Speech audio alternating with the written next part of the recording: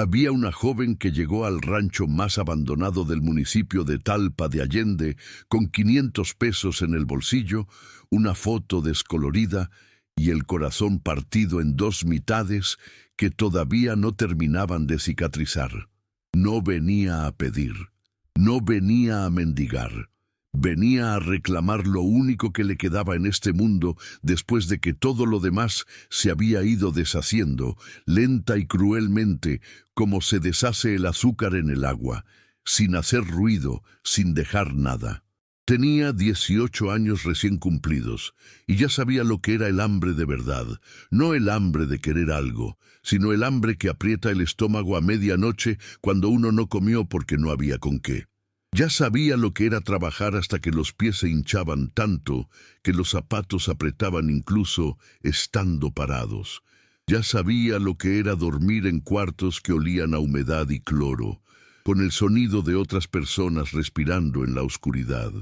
Sofía Mendoza había aprendido todo eso a la mala, y lo había aprendido sola. Y aún así, ese mediodía de martes, cuando bajó del autobús en el pueblo y sintió el aire frío de la sierra jalisciense llenándole los pulmones, algo dentro de ella se negó a rendirse. Algo pequeño, terco, casi ridículo en su tamaño, pero absolutamente imposible de aplastar. Era lo mismo que la había hecho rechazar la oferta del licenciado Ruiz. Lo mismo que la había hecho madrugar meses y meses para juntar peso por peso. Lo mismo que su madre, Elena Mendoza, le había sembrado sin palabras, solo con el ejemplo de no agachar la cabeza nunca, aunque todo doliera. La foto que cargaba en el bolsillo del pantalón, doblada con cuidado para que no se arrugara más de lo que ya estaba, era lo primero que revisaba cada mañana antes de levantarse. En ella aparecía una mujer joven que Sofía apenas reconocía. Su madre a sus 20 y tantos años, con el cabello suelto y negro, una sonrisa que le cambiaba toda la cara, parada frente a un granero de madera con techo de lámina. Detrás de ella se veían los cerros de Jalisco, verdes y quietos. Su madre nunca le había hablado de ese lugar, nunca había mencionado a don Hermenegildo, el tío lejano, que resultó ser el dueño de la propiedad. Nunca dijo una sola palabra sobre Talpa, sobre el rancho, sobre nada.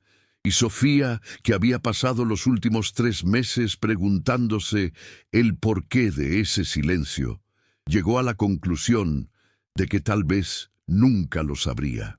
Tal vez su madre se había llevado esa respuesta a la tumba junto con todo lo demás que Sofía nunca tuvo oportunidad de preguntarle. Elena Mendoza murió un martes de octubre, a las 4 de la mañana, en la cama 6 del área de oncología del Hospital Civil de Guadalajara.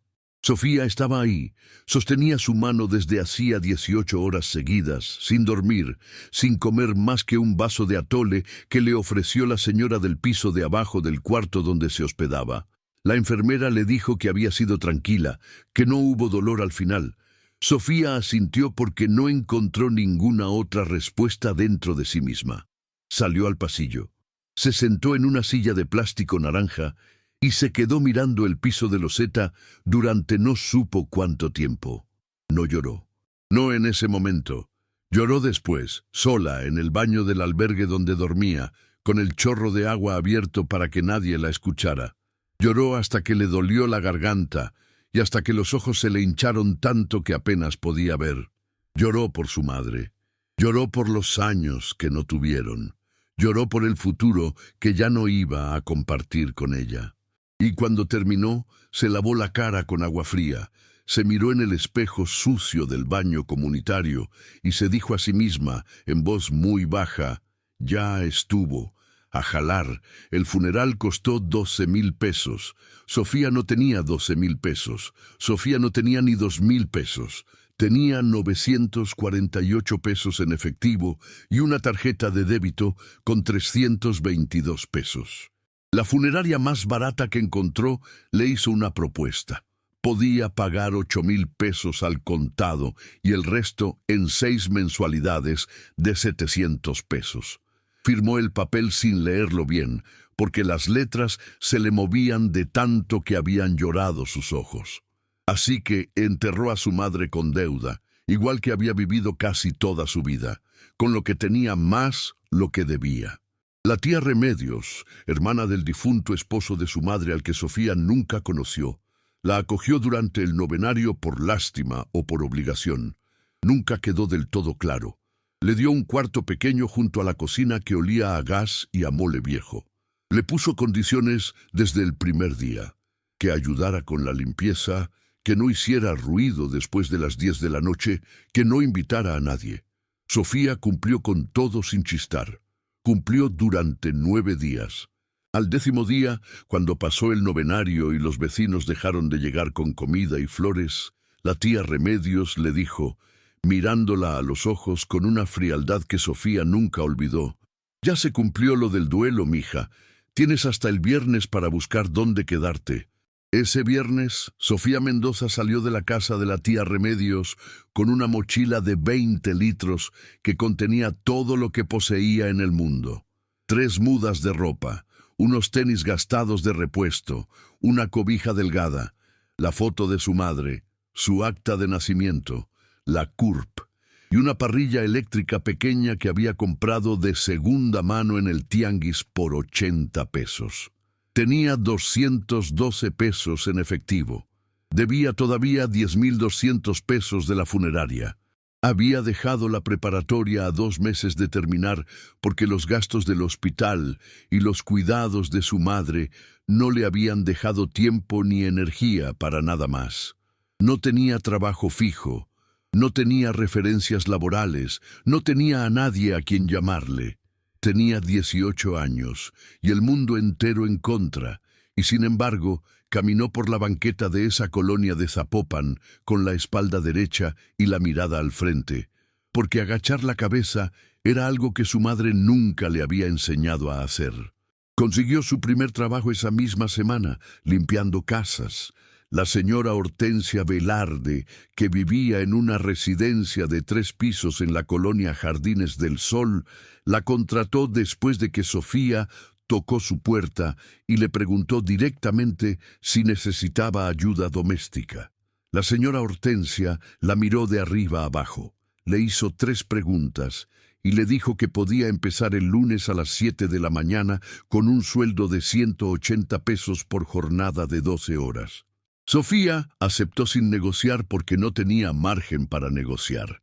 Durmió los primeros 4 días en el albergue de la Cruz Roja, que quedaba a 40 minutos a pie de la casa de la señora Hortensia, pagando 80 pesos la noche. Al 5.º día le preguntó a la señora si podía dormir en el cuarto de servicio que había junto al patio de lavado. La señora tardó 3 días en responder. La respuesta fue sí, pero sin visitas, sin cocinar ahí adentro y sin hacer ruido después de las 9 de la noche. Sofía aceptó. Ese cuarto de 3 por 3 metros, con un catre de fierro y un foco pelón colgado del techo, fue el lugar más seguro en que durmió durante los siguientes 5 meses. Chambear con la señora Hortensia de lunes a sábado le daba 1.080 pesos semanales. De eso pagaba las mensualidades de la funeraria, 700 pesos. Le quedaban 380 pesos para todo lo demás. Comía lo que podía preparar en su parrilla eléctrica escondida en la mochila, frijoles de olla que hervía en una ollita pequeña, tortillas que compraba en la tortillería del barrio a 4 pesos la pieza, chiles que compraba de 3 en 3 en el mercado. Los domingos, cuando la señora Hortensia salía a misa y a comer con su familia, Sofía lavaba coches en el estacionamiento del centro comercial que quedaba a 20 minutos caminando.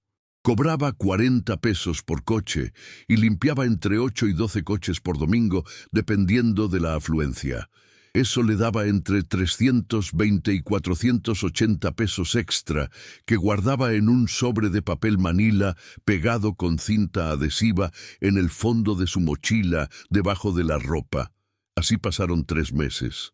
3 meses de levantarse a las 5:30 de la mañana, trabajar hasta las 7 de la noche, comer poco, dormir mal y guardar cada peso que podía sin gastar en nada que no fuera estrictamente necesario.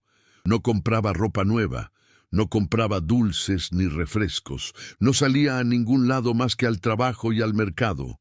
No tenía amigos, no tenía familia, no tenía con quién hablar más que con la señora Hortensia, que era amable pero distante, y con la señora de la tortillería, que la llamaba mija y a veces le regalaba 2 tortillas extra cuando veía que compraba pocas.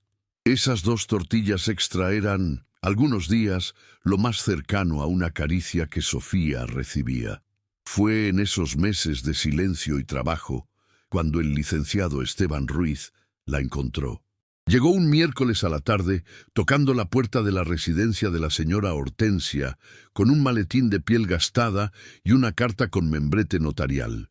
La señora Hortensia lo hizo pasar a la sala y llamó a Sofía, que estaba terminando de fregar los baños del segundo piso. Sofía bajó con los guantes de látex todavía puestos, oliendo a cloro, con el cabello recogido en una cola.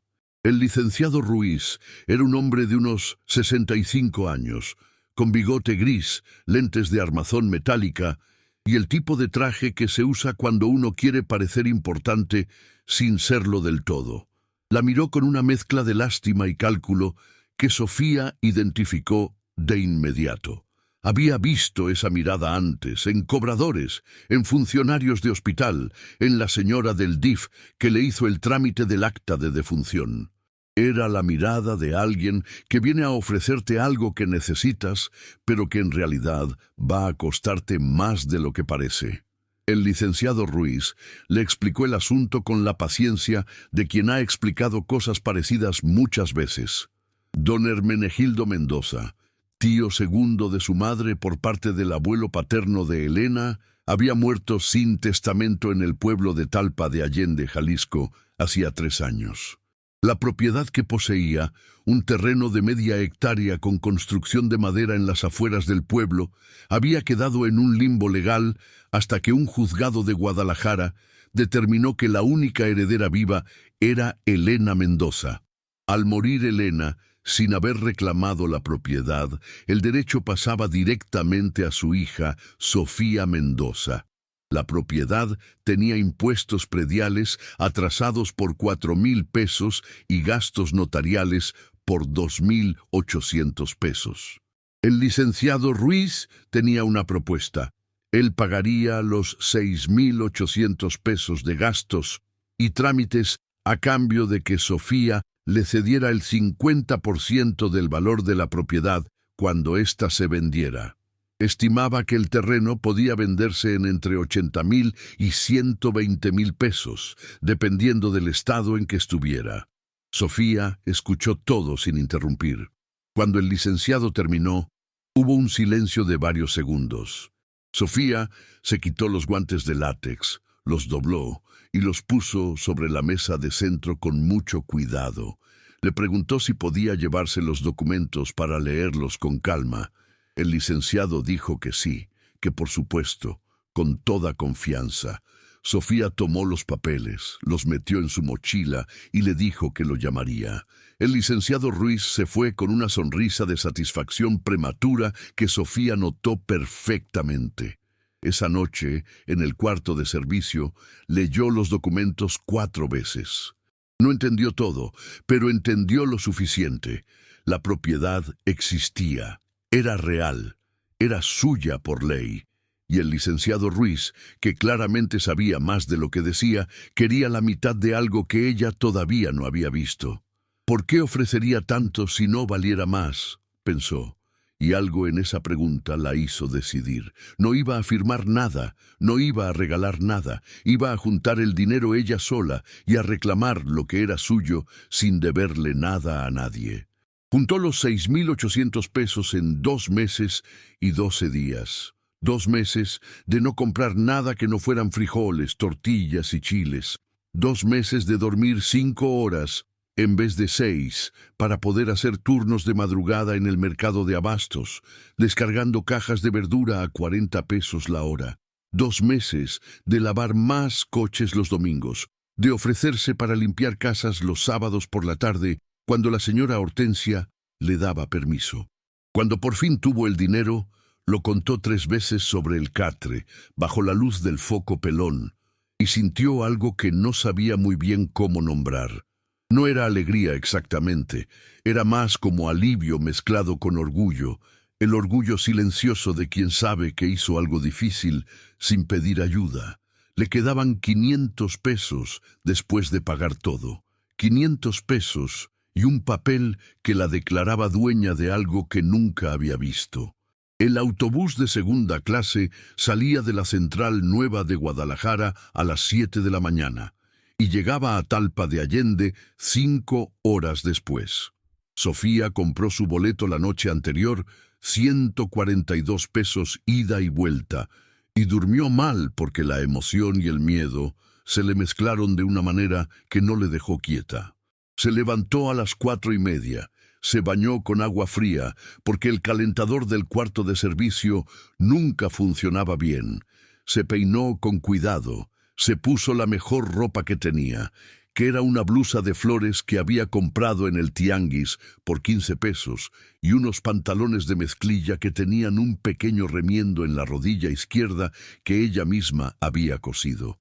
Metió en la mochila sus documentos, su foto y los 500 pesos que le quedaban. Antes de salir se detuvo un momento en la puerta del cuartito, lo miró una última vez y pensó que, pasara lo que pasara, ese no era su lugar en el mundo. Su lugar en el mundo estaba por descubrirse. Talpa de Allende olía distinto a Guadalajara.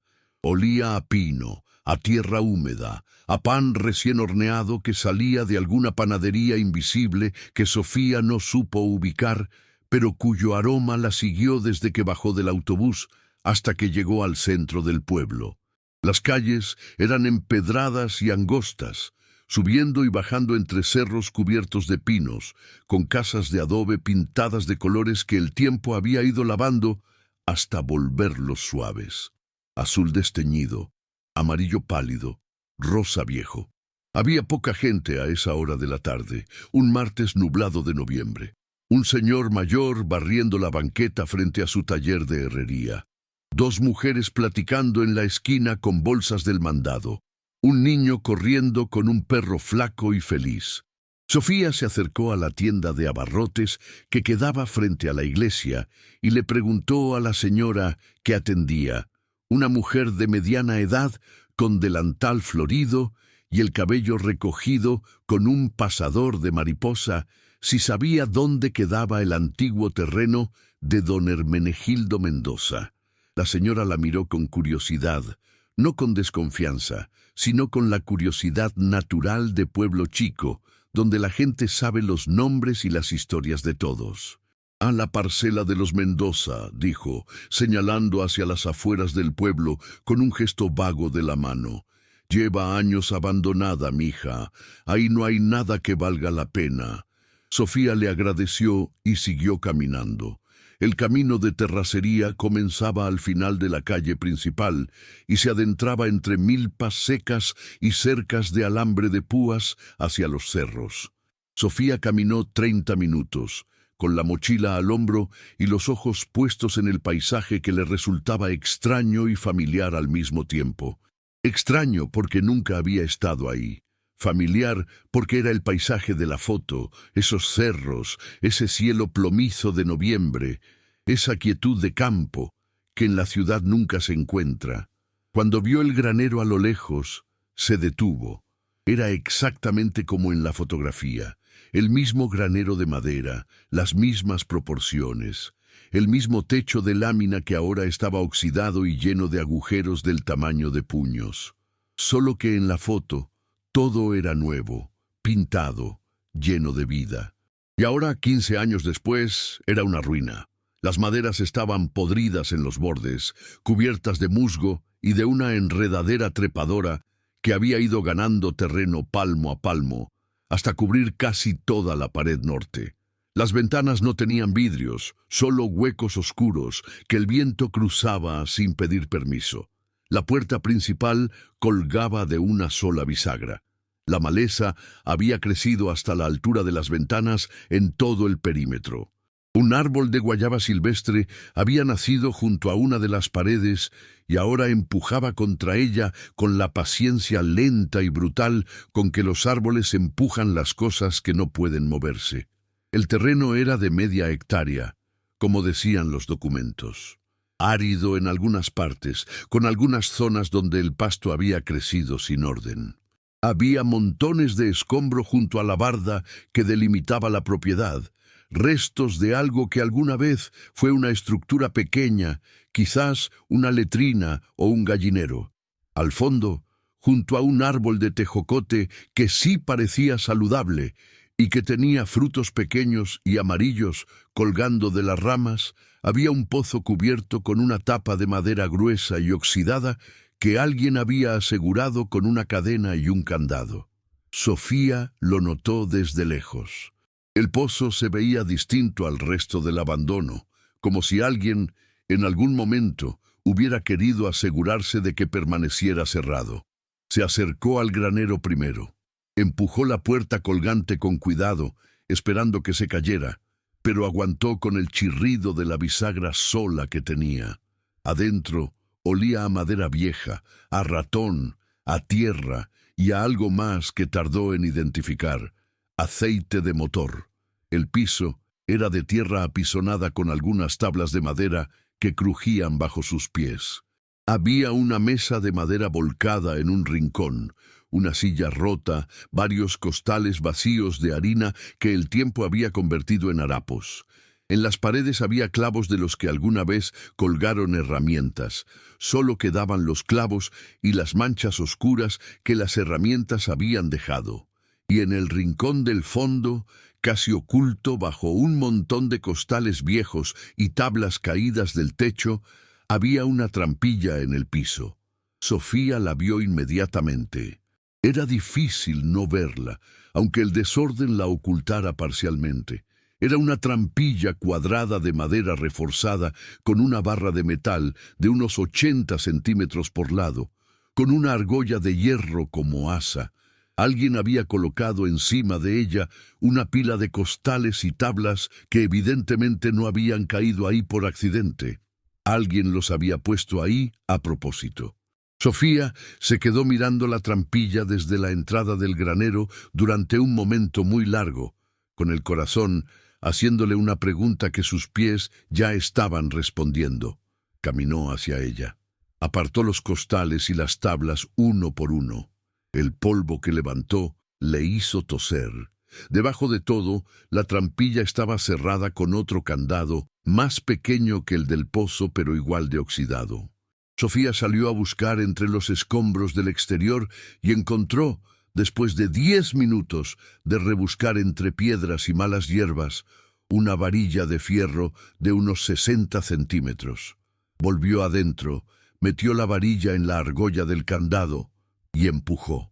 El candado no cedió al primer intento, tampoco al segundo. Al tercero escuchó un clic metálico seguido de un crujido de metal oxidado y el candado se abrió. Jaló la trampilla. El olor que salió de abajo era denso y viejo, tierra comprimida, madera húmeda y de nuevo ese aroma a aceite de motor que había notado al entrar. Abajo había oscuridad. Sofía sacó su celular, que tenía la pantalla rota en una esquina pero todavía funcionaba, y encendió la linterna. Iluminó los escalones de madera que bajaban unos 2,5 metros hacia un cuarto subterráneo. Los escalones aguantaron su peso. Bajó despacio. El cuarto subterráneo tenía aproximadamente 4 metros de largo por 3 de ancho. Las paredes eran de adobe, reforzado con piedra. El techo era bajo, apenas unos 20 centímetros por encima de su cabeza. Y en ese cuarto, alineados contra la pared del fondo, con una disciplina que contrastaba brutalmente con el abandono del granero de arriba, había 11 recipientes de metal sellados, del tipo que se usa para guardar pintura o disolvente, de esos con tapa de rosca y manija. Cada recipiente tenía una etiqueta de papel pegada con cinta adhesiva, escrita a mano con letra apretada y cuidadosa. Sofía iluminó la primera etiqueta con su celular y leyó: temporal 1998-2001. La segunda decía, temporal 2001-2004. La tercera, temporal 2004-2007. Y así hasta la 11ª que decía, temporal 2016-2019. No entendía qué significaba. Se acuclilló frente al primer recipiente y trató de abrirlo. La tapa estaba dura, adherida por el óxido y el tiempo, pero con esfuerzo cedió. Adentro, envueltos en tela de manta y cubiertos de una capa fina de aceite que los preservaba, había billetes. Muchos billetes.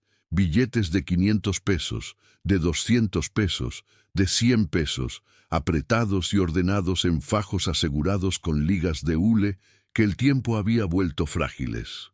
Sofía tomó un fajo con manos que no le temblaban, que estaban extrañamente quietas, aunque por dentro todo se le estaba cayendo. Contó los billetes del primer fajo. Eran 25 billetes de 500 pesos. 12.500 pesos en un solo fajo, y en el recipiente había al menos 20 fajos más. Se sentó en el piso de tierra del cuarto subterráneo y dejó la linterna del celular apuntando al techo para que iluminara el espacio. Respiró despacio. El olor a tierra y aceite la rodeaba. Arriba, a través de la trampilla abierta, entraba un poco de luz gris del cielo nublado. Afuera, el viento movía las ramas del árbol de tejocote con un sonido suave, casi como una conversación. ¿Qué es esto?, pensó. ¿De quién es esto? ¿Por qué estaba aquí? Las preguntas se apilaban sin respuesta. Pero una cosa sí sabía con certeza. Don Hermenegildo Mendoza había guardado dinero en ese sótano durante más de 20 años. Había guardado dinero con un método, con sistema, con etiquetas de fechas. Y no se lo había dicho a nadie. O sí se lo había dicho a alguien. Y ese alguien tal vez era su madre. La fotografía, la foto de su madre sonriendo frente al granero. Su madre, que nunca habló de este lugar, que nunca mencionó a don Hermenegildo, que se fue con todos sus secretos intactos. ¿Cuántas veces había estado aquí su madre? Sabía del sótano, sabía del dinero. ¿Por qué nunca lo había reclamado? Las preguntas eran demasiadas, y el silencio del cuarto subterráneo no tenía ninguna respuesta preparada para ella. Sofía pasó la siguiente hora contando. Subió todos los recipientes uno por uno al granero de arriba, los abrió con cuidado, extendió el contenido sobre los costales que había apartado y contó. Los billetes de los primeros 4 recipientes estaban en buen estado, preservados por el aceite. Los de los recipientes 5 y 6 tenían algunas manchas de humedad, pero eran legibles y aceptables. Los del 7 al 11 eran los más recientes y los que mejor estado tenían. Cuando terminó de contar, con los números escritos en el reverso de uno de los documentos de la notaría que traía en la mochila, se quedó mirando la cifra por un largo momento. 284.600 pesos, casi 285.000 pesos guardados en el fondo de una tierra que legalmente le pertenecía. Una fortuna enorme para alguien que había dormido en cuartos de servicio y comido frijoles con tortilla durante meses. Una cantidad que no encajaba con nada de lo que Sofía sabía sobre don Hermenegildo Mendoza, del que solo sabía lo que el licenciado Ruiz le había dicho. Un tío lejano, soltero, que había vivido en Talpa toda su vida y muerto sin testamento. ¿De dónde venía ese dinero? ¿Era dinero limpio o dinero de algo que Sofía no quería imaginarse? ¿Podía reclamarlo? ¿Era suyo legalmente? Y la pregunta que le daba más vueltas, la que no podía sacarse de la cabeza. ¿Sabía su madre de ese dinero y había elegido no tomarlo? ¿Por qué? Guardó todo de regreso en los recipientes, volvió a colocarlos en el sótano, cerró la trampilla lo mejor que pudo y salió del granero. Afuera el cielo estaba ya comenzando a ponerse naranja en los bordes, señal de que el atardecer se acercaba. Se quedó parada frente al granero unos minutos, mirándolo, con la mochila en los hombros y el peso de lo que había descubierto aplastándola de una manera que no era del todo desagradable. Era el peso de algo real, el peso de una decisión que todavía no tenía forma, pero que sabía que era inevitable. Luego miró el pozo con la cadena y el candado. Ese pozo que alguien había querido asegurar. Volvió a buscar entre los escombros. Esta vez encontró un tubo de metal corto que usó para forzar el candado del pozo. El candado era más grueso que el de la trampilla y tardó más, pero al final cedió. Levantó la tapa de madera con esfuerzo. Abajo, el pozo tenía agua oscura a unos 3 metros de profundidad. Pero antes del agua, a mitad del pozo, había una cavidad en la pared de piedra que alguien había excavado con herramientas, una cavidad del tamaño de una caja de cartón mediana.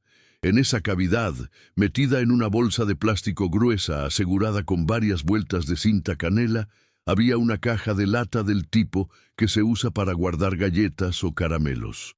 Sofía la sacó usando una vara larga que encontró cerca. Adentro de la caja de lata había 3 cosas: un sobre de papel manila sellado con cera, un diario de pasta dura color café oscuro con el nombre Hermenegildo G. Mendoza, escrito en la primera página con pluma fuente, y una fotografía. La fotografía mostraba a 2 personas paradas frente al granero, en un día soleado que debía ser verano por la ropa que llevaban. Un señor mayor, de unos 70 años, con sombrero de palma y bigote canoso, y una mujer joven con el cabello suelto y negro, y una sonrisa que le cambiaba toda la cara. Era la misma fotografía que Sofía cargaba en el bolsillo. Era su madre, y el señor mayor del sombrero de palma debía ser don Hermenegildo. Sofía se sentó en el borde del pozo con la caja de lata en el regazo y el viento de la sierra metiéndose entre los árboles. El cielo ya era naranja y rosa. En el pueblo, a lo lejos, se escuchaban las campanas de la iglesia llamando al rosario. El perro de algún rancho vecino ladraba una sola vez, largo, y luego se callaba. Sofía abrió el sobre de papel manila. Adentro había una carta escrita a mano con la misma letra apretada y cuidadosa de las etiquetas de los recipientes. La leyó de principio a fin, luego la leyó otra vez, y cuando terminó de leerla por segunda vez, las lágrimas que no habían querido salir en el hospital, ni en el albergue, ni en los meses de trabajo y silencio, salieron por fin, silenciosas y terquísimas, rodando por sus mejillas sin que ella hiciera nada por detenerlas. La carta era de don Hermenegildo para su madre. Estaba fechada en enero de 2019, el año en que murió. En ella, don Hermenegildo le explicaba a Elena lo que Sofía ya había sospechado, que el dinero guardado en el sótano era legítimo, ahorrado durante 21 años de trabajo en los campos de Jalisco y Nayarit, de jornalear en cosechas de agave, de vender artesanías en el mercado de Talpa, de rentar una habitación de su casa a peregrinos durante las fiestas de la Virgen.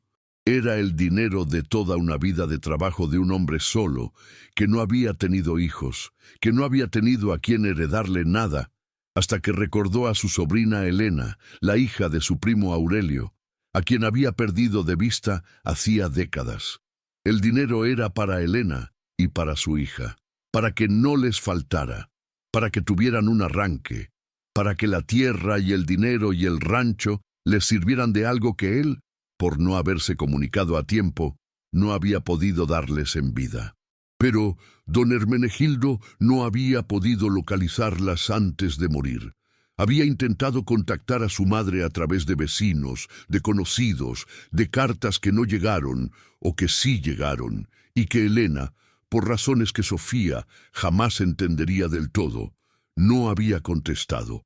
La carta decía también que si quien la leía era Elena, que hiciera lo que quisiera con la propiedad y el dinero, pero que no lo regalara, que lo usara para algo que valiera la pena.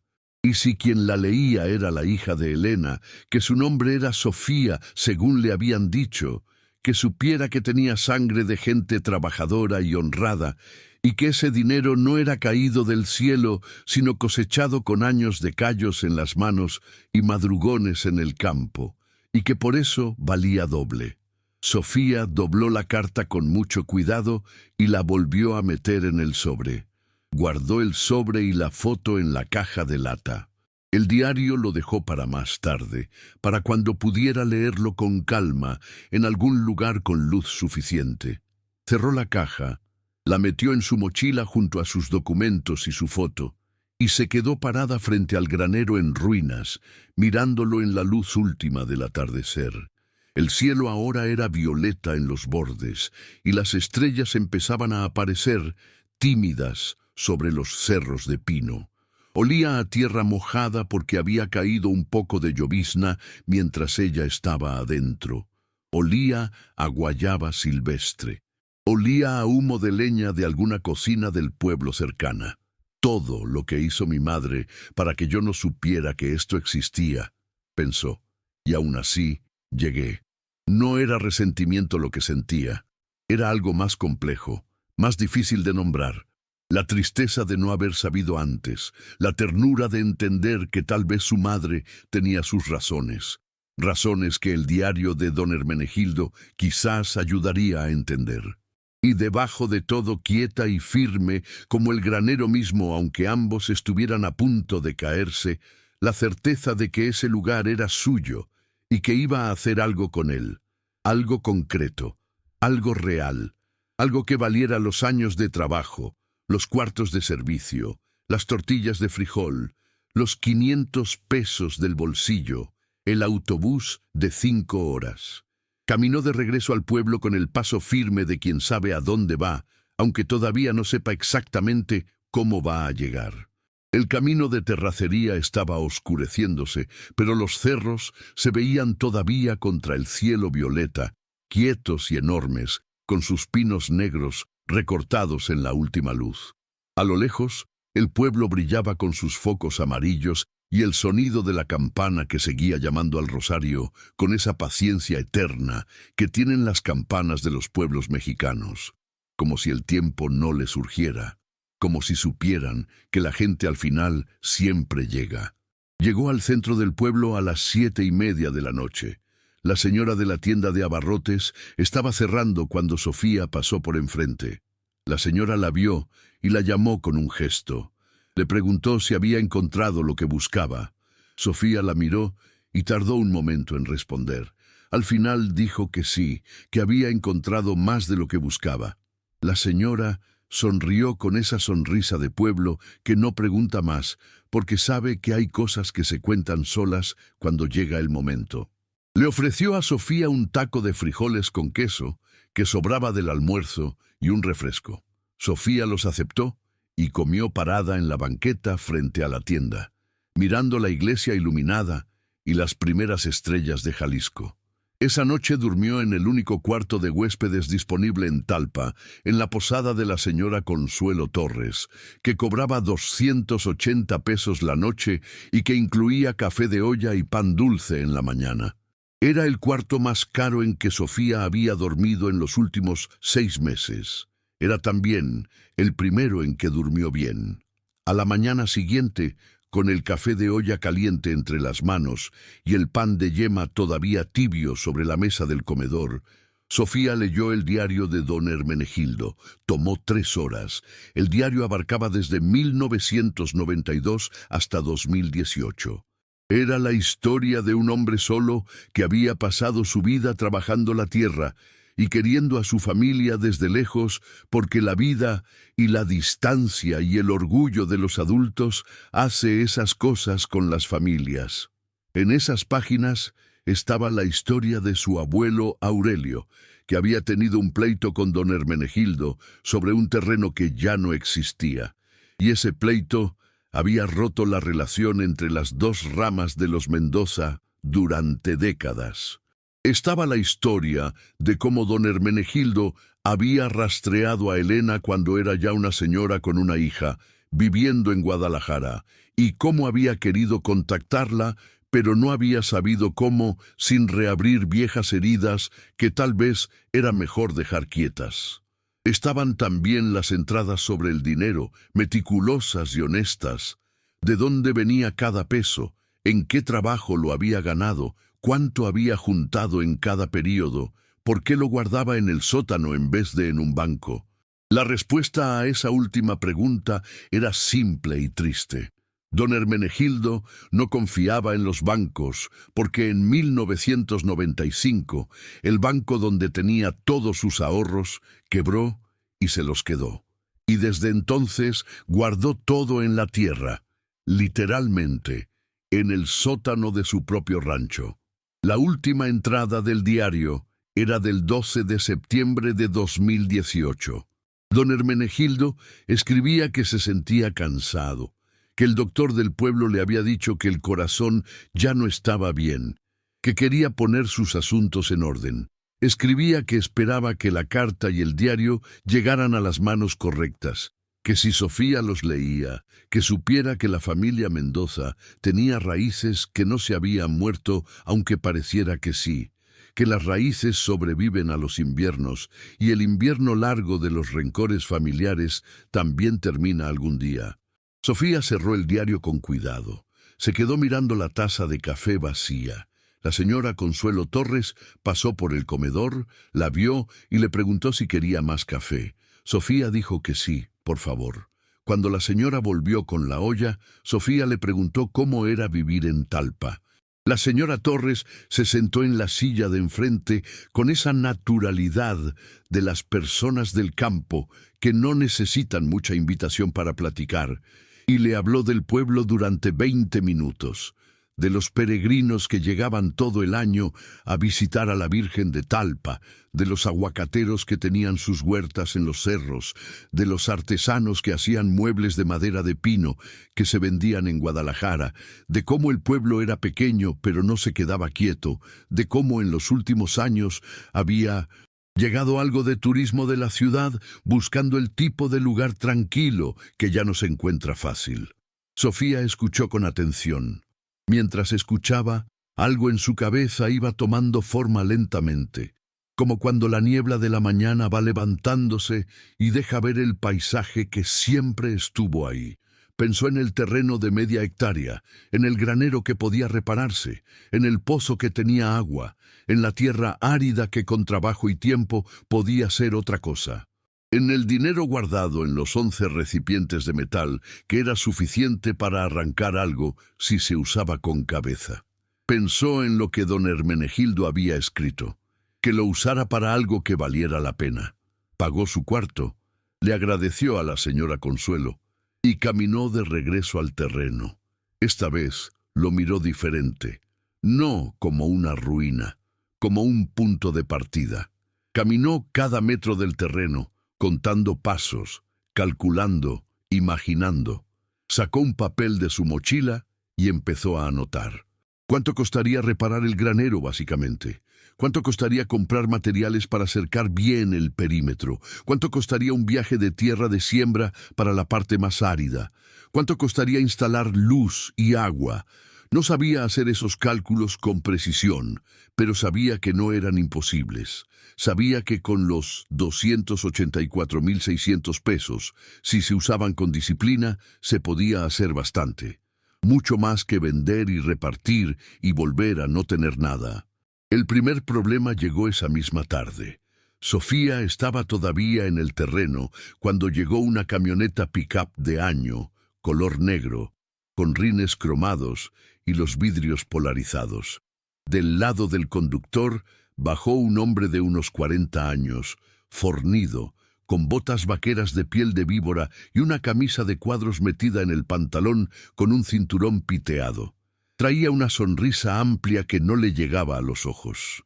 Se llamaba Rodrigo Palomares y se presentó como el principal productor de aguacate del municipio, propietario de las tierras que colindaban con la propiedad de Sofía por el lado norte y por el lado poniente. Dijo que llevaba años esperando a que alguien reclamara ese terreno para poder comprarlo y ampliar sus huertas. Dijo que era un terreno difícil, pedregoso, con mala tierra, que la construcción no valía nada, que él le ofrecía 45,000 pesos por todo, que era una oferta generosa considerando el estado de abandono. Dijo todo esto con esa amabilidad de hombre que está acostumbrado a que la gente acepte sus condiciones sin chistar. Sofía lo escuchó con la misma calma con que había escuchado al licenciado Ruiz.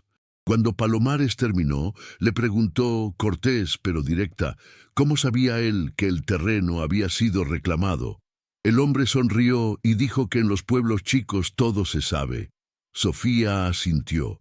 Le dijo que le agradecía la oferta, pero que no estaba interesada en vender. El hombre amplió la sonrisa y le dijo que lo pensara, que la oferta podía subir un poco, que el terreno no era para una muchacha sola, que había que tener experiencia en el campo para sacarle provecho. Sofía le dijo que lo tendría en mente. El hombre la miró un momento con algo que no era exactamente amenaza, pero tampoco era exactamente amabilidad, y luego se subió a su camioneta y se fue levantando polvo por el camino de terracería. Sofía se quedó mirando el polvo que dejó la camioneta. Pensó en lo que había dicho Palomares, que en los pueblos chicos todo se sabe. Y pensó que si él ya sabía que ella había llegado, entonces el licenciado Ruiz también lo sabría pronto, y cualquier otro interesado en el terreno también lo sabría pronto. Tenía poco tiempo antes de que las presiones empezaran a acumularse. Tenía que moverse rápido y con inteligencia. Esa misma noche llamó por teléfono a la señora Hortensia Velarde en Guadalajara y le explicó su situación. La señora Hortensia la escuchó con más atención de lo que Sofía esperaba y le dio, sin que se lo pidiera, el nombre de un abogado de Guadalajara que ella conocía y en quien confiaba. Un hombre llamado licenciado Aurelio Cisneros, que tenía fama de honesto y que cobraba tarifas accesibles. Le dijo también que el cuartito de servicio seguía disponible para cuando volviera, que no había prisa. Sofía le agradeció con una sinceridad que la señora Hortensia no supo del todo cómo recibir, porque no estaba acostumbrada a que le agradecieran las cosas sin pedirle nada más. Al día siguiente, antes de tomar el autobús de regreso a Guadalajara, Sofía hizo dos cosas. La primera fue visitar a la señora de la tienda de abarrotes, que se llamaba doña Esperanza Lemus, y preguntarle si sabía de alguien en el pueblo que hiciera trabajos de carpintería y albañilería.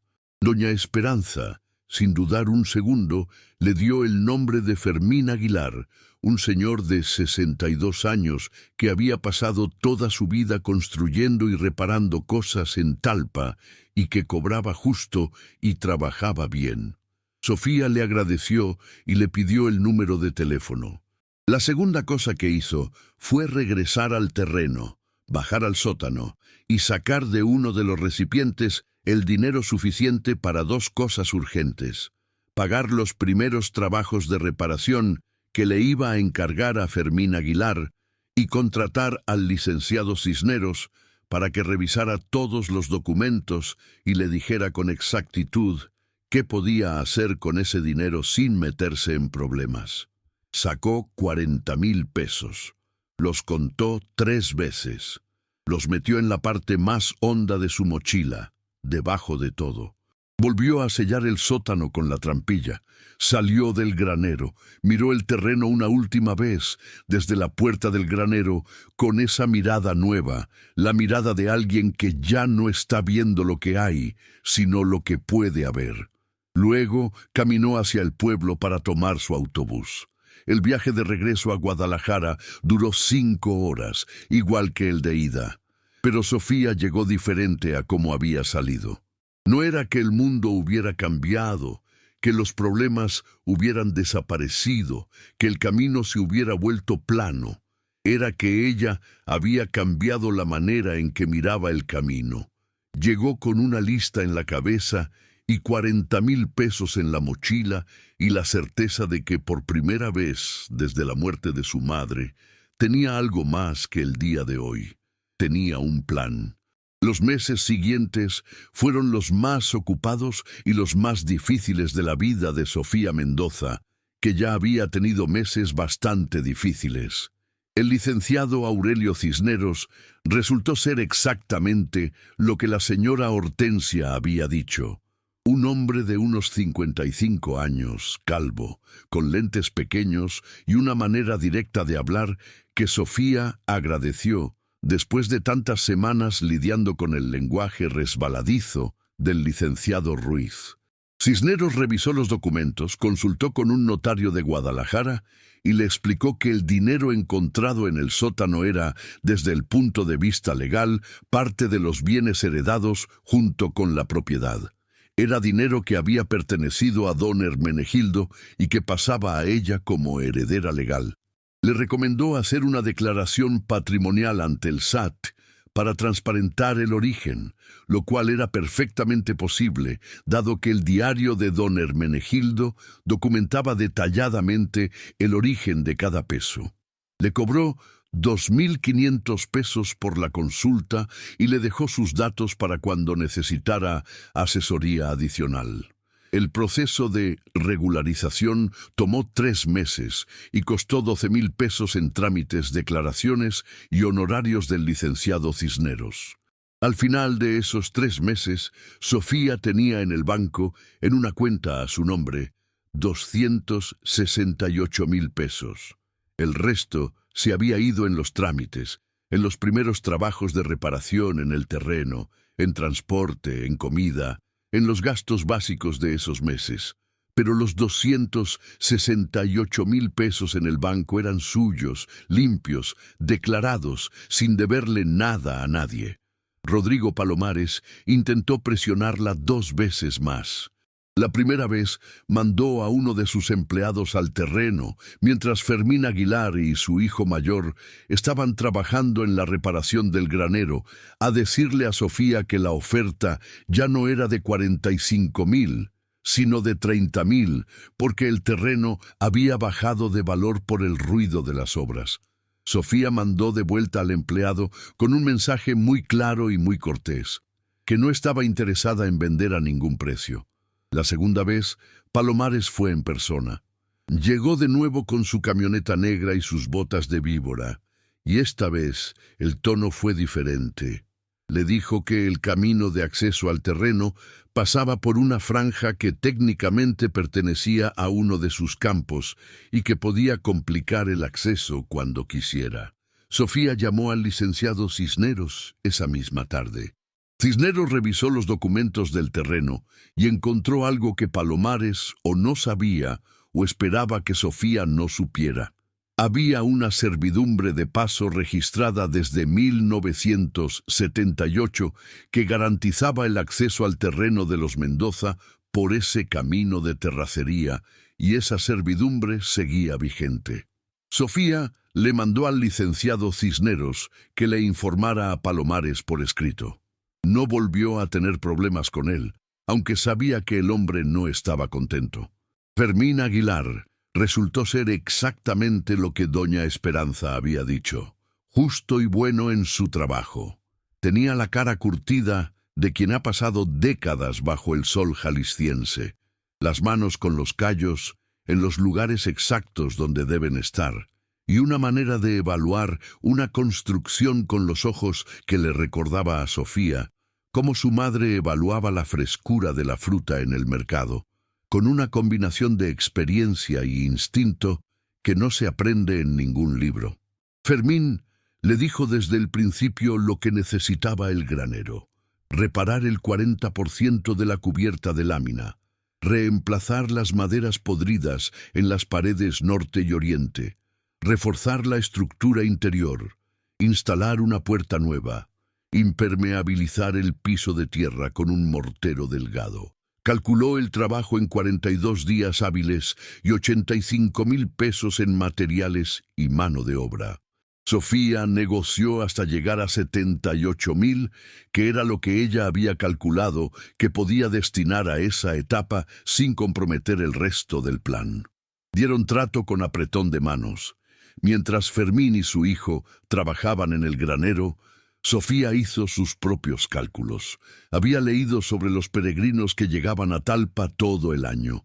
Doña Esperanza le había confirmado que el flujo de visitantes era constante, con picos en mayo, octubre y diciembre. Los peregrinos buscaban lugares baratos donde quedarse, comer, descansar antes o después de la caminata al santuario. Muchos llegaban sin reservación, dispuestos a pagar lo que hubiera. El terreno estaba a 30 minutos a pie del santuario, que era perfectamente caminable. Tenía media hectárea. Tenía un granero que con la reparación podría albergar varios cuartos sencillos. Tenía el pozo con agua. Tenía el árbol de tejocote y el árbol de guayaba y otras cosas que podían crecer en la parte del terreno que no estuviera construida. El plan fue tomando forma. No iba a ser una posada lujosa. No iba a ser nada de eso. Iba a ser un lugar simple, limpio, honesto, para peregrinos que necesitaran descansar sin gastar demasiado. Con cuartos sencillos, un comedor pequeño donde servir desayunos, un patio donde la gente pudiera sentarse y estar en paz antes o después de su caminata. Nada que no pudiera hacer ella sola con trabajo y tiempo y el dinero que tenía administrado con cuidado. Le tomó 8 meses construir la primera etapa. 8 meses en los que vivió parte del tiempo en el cuartito de la señora Hortensia cuando necesitaba estar en Guadalajara para trámites o para comprar materiales, y parte del tiempo en una pequeña pieza que Fermín le adaptó en el granero mismo para que pudiera supervisar los trabajos de cerca. Esos meses en el terreno fueron duros de una manera diferente a los meses de los cuartos de servicio y los tacos de frijoles.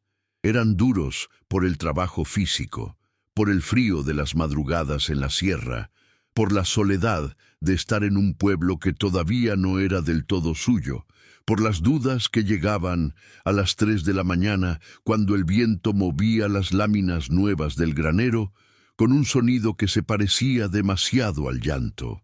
Pero eran duros de la manera buena, la manera en que duele cuando algo que construiste con las manos empieza a tomar forma, y ese dolor se llama, en realidad, esperanza. Doña Esperanza Lemus fue la primera aliada de verdad que tuvo Sofía en Talpa.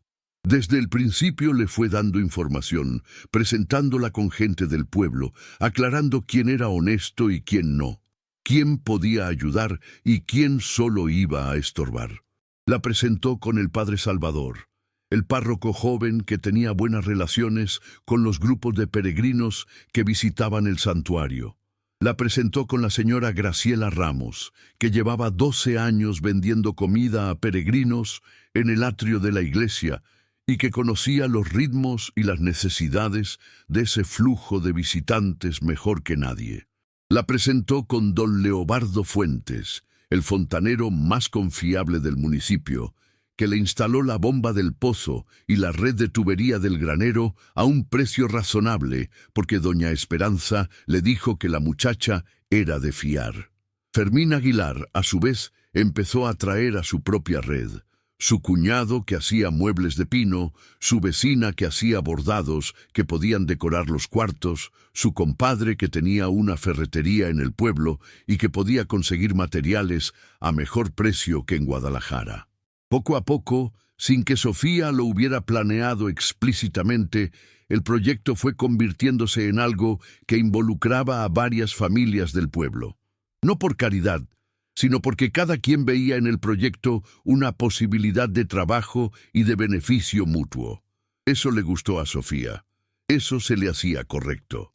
La primera etapa terminó en el mes de julio.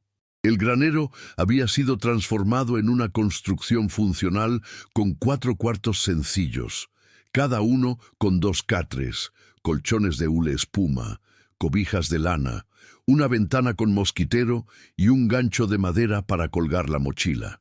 El comedor tenía capacidad para 16 personas sentadas, con mesas de pino que había hecho el cuñado de Fermín. La cocina era pequeña pero funcionaba. Tenía estufa, tinaco con agua caliente, alacena bien surtida. El patio tenía 2 bancas de madera y una mesa bajo el árbol de tejocote, que para julio ya estaba lleno de frutos maduros de un amarillo brillante que olían dulce a 2 metros de distancia. La fachada del granero había sido pintada de blanco con un detalle azul en los marcos de las ventanas, un azul que era exactamente el mismo azul desteñido de las casas del centro del pueblo, para que no desentonara, sino que perteneciera. Sobre la puerta de entrada, Sofía clavó una tablilla de madera que Fermín había tallado con letras en relieve, pintadas de azul oscuro: Posada La Semilla. Ese nombre no lo había pensado mucho. Lo había pensado la noche que leyó por última vez la carta de don Hermenegildo, cuando él escribía que las raíces sobreviven al invierno. Una semilla sobrevive debajo de la tierra hasta que llega el momento de crecer. Era eso. La primera temporada fue modesta. En los meses de agosto y septiembre llegaron 9 grupos de peregrinos, en total 42 personas, que se quedaron en promedio 2 noches. Sofía cobraba 150 pesos por persona por noche, que incluía desayuno, café de olla, frijoles, tortillas hechas a mano que aprendió a hacer con doña Esperanza. Los ingresos de esos 2 meses fueron demasiado pequeños para cubrir los gastos de operación. Pero eso era esperado. Sofía sabía que el primer año era para aprender, para establecerse, para que la gente empezara a hablar de la semilla entre sus grupos de conocidos. Y la gente habló. Los peregrinos hablan entre ellos más de lo que hablan de cualquier otra cosa. Comparten rutas, comparten precios, comparten nombres de lugares donde se trataron bien. En octubre, cuando llegó la temporada alta, la semilla tuvo cuartos llenos todos los fines de semana. En diciembre, que era el mes de mayor peregrinaje, Sofía tuvo que instalar 2 catres más en el comedor para no dejar a nadie sin lugar. Terminó el año con ingresos de 64,000 pesos, que no cubrían todavía el costo de la inversión inicial, pero que le permitían pagar los gastos de operación, pagarle un salario justo a la señora Rocío Vargas, que le ayudaba en la cocina los fines de semana, y empezar a ahorrar para la segunda etapa del proyecto. La segunda etapa era construir 2 cuartos más y un baño externo adicional, poner un jardín en la parte trasera del terreno con plantas de temporada y arreglar el camino de acceso desde la terracería hasta la posada. Eso requería aproximadamente 40,000 pesos más, que Sofía calculaba que podría tener para abril del año siguiente si la temporada de los siguientes meses seguía bien. Pero antes de que empezara la segunda etapa, sucedió algo que Sofía no había anticipado y que cambió el proyecto de una manera que ningún cálculo podía haber predicho. Era un domingo de enero, temporada baja, cuando llegó a la semilla una señora de unos 70 años con su hija y su nieta. Se llamaban Concepción Aldana, Leticia Aldana y la niña Gabriela. Habían caminado desde Guadalajara en peregrinación, 3 días a pie, y llegaron cansadas, con los pies ampollados y la expresión de quien ha hecho algo difícil y lo sabe. Sofía las recibió, les dio cuarto, les preparó un caldo de pollo que tenía en la estufa desde la mañana. Mientras comían, la señora Concepción preguntó quién había construido la posada, y Sofía le contó la historia. No toda, pero sí la parte sobre el granero abandonado, sobre el terreno heredado, sobre haber llegado con 500 pesos y la decisión de no rendirse.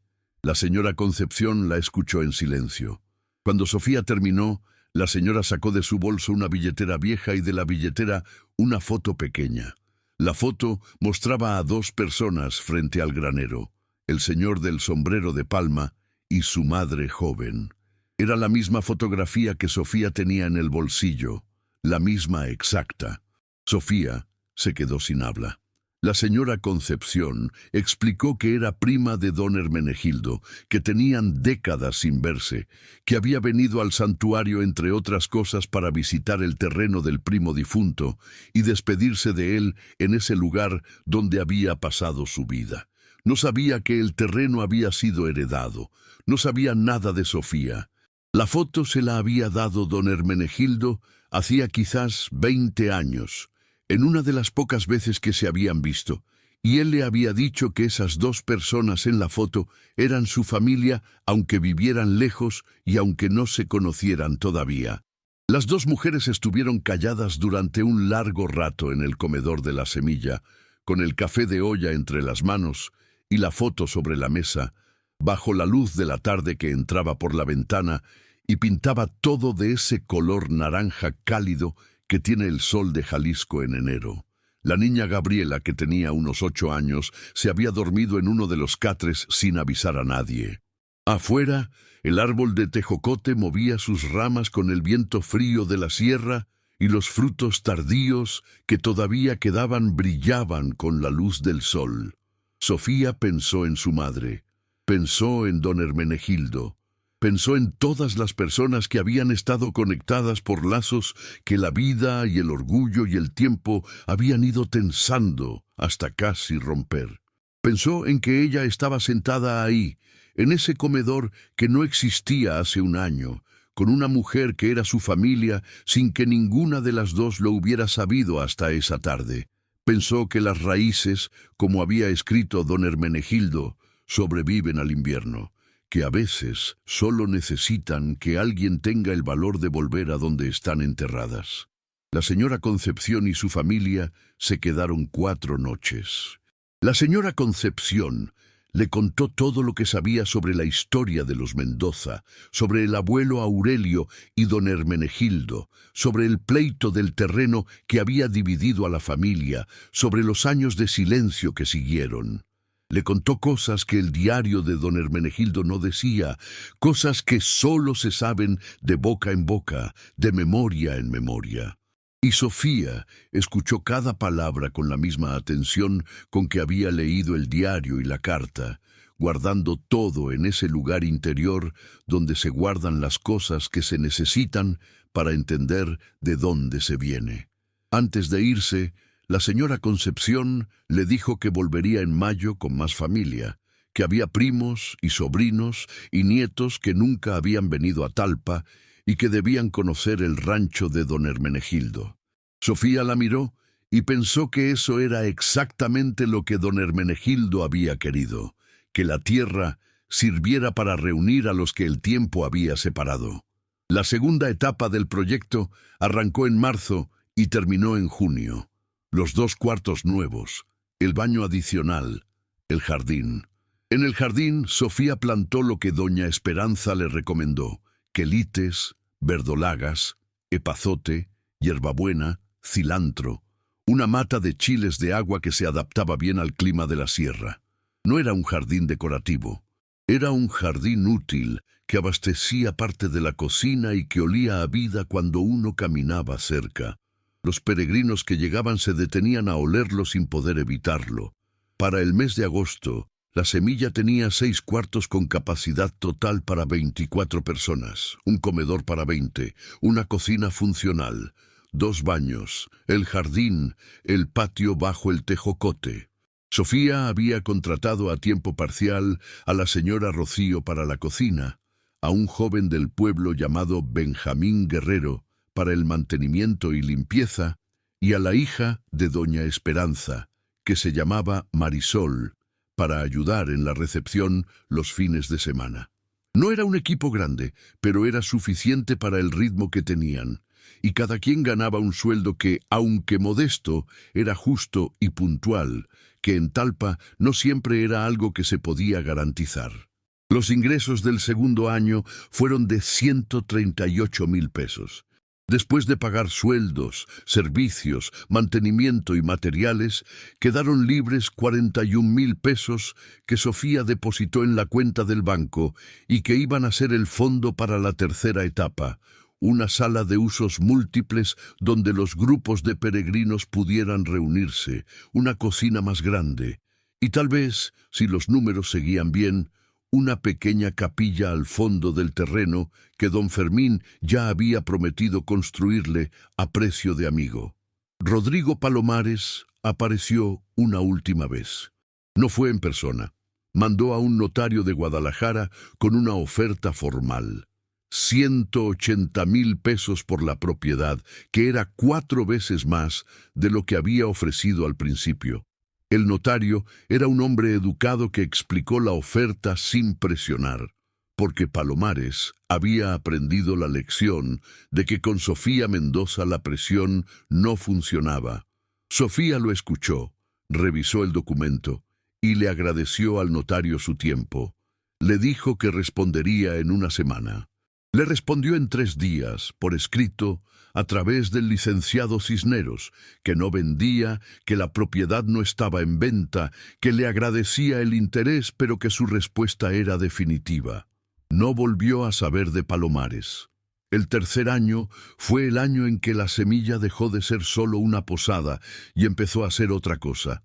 La señora Concepción volvió en mayo con 11 personas, entre primos, sobrinos y nietos que nunca habían venido a Talpa. Vinieron en 2 camionetas desde Guadalajara y se quedaron 4 días. Esos 4 días fueron los más ruidosos y los más llenos de vida que la semilla había tenido. Había niños corriendo por el patio, adultos platicando hasta tarde en el comedor.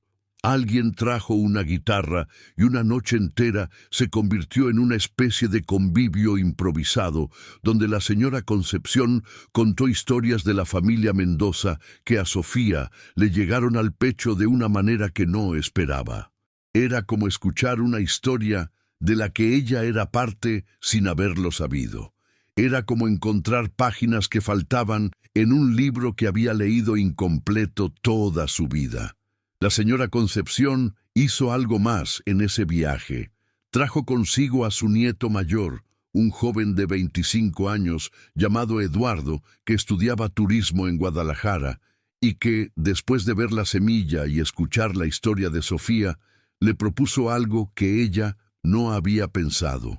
Le propuso ayudarla a crear un perfil en las plataformas de reservas en línea, a tomar fotos profesionales del lugar, a escribir una descripción que le llegara a la gente que viajaba buscando algo auténtico y tranquilo, en vez de algo de hotel de cadena. Le ofreció hacerlo sin cobrarle nada, porque lo veía como un proyecto de práctica profesional. Sofía aceptó después de pensarlo 3 días. El resultado superó lo que Sofía había imaginado. Las reservas en línea empezaron a llegar en agosto, primero de a poco, luego más constantes. No solo peregrinos, sino también familias de la ciudad que querían un fin de semana en el campo, parejas que buscaban tranquilidad, grupos pequeños de amigos que querían hacer la caminata al santuario en plan de retiro. Gente que nunca habría sabido de la semilla de no ser por las fotos que Eduardo había tomado con una luz que hacía que el árbol de tejocote pareciera sacado de una postal y que los cuartos sencillos con sus cobijas de lana se vieran cálidos y honestos, de una manera que ningún filtro de redes sociales hubiera podido inventar. Para el final del tercer año, los ingresos habían llegado a 270,000 pesos. Después de todos los gastos, el beneficio libre fue de 94,000 pesos. Era más dinero del que Sofía había ganado en todos sus años de trabajar en casas ajenas. Era también, comprendió una noche, mientras hacía las cuentas en el comedor, iluminado por una sola lámpara, exactamente lo que don Hermenegildo había intentado darle a su madre y a través de ella a ella.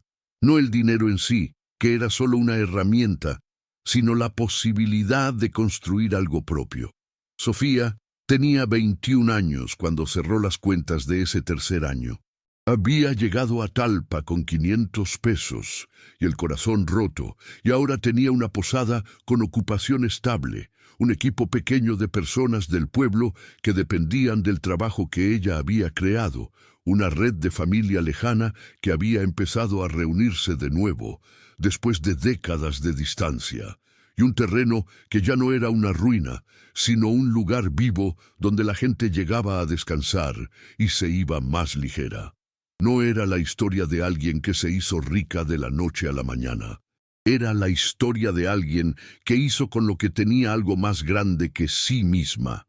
El día que terminó de pagar la última cuota de la deuda del funeral de su madre, Sofía fue a la tumba del cementerio de Guadalajara, donde Elena Mendoza estaba enterrada. Era un martes de tarde, hacía frío. Las flores que alguien había dejado en la tumba de junto estaban marchitas.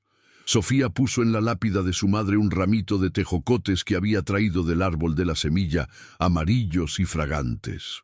Se quedó un rato en silencio, con las manos en los bolsillos y el viento frío moviéndole el cabello. No habló en voz alta, pero adentro le dijo a su madre que la deuda estaba saldada. Todas las deudas, las de pesos y las otras, las que no tienen número, pero que pesan igual. Le dijo que había encontrado la foto de cuando era joven y que se veía muy bonita parada frente al granero. Le dijo que el granero ya no era una ruina.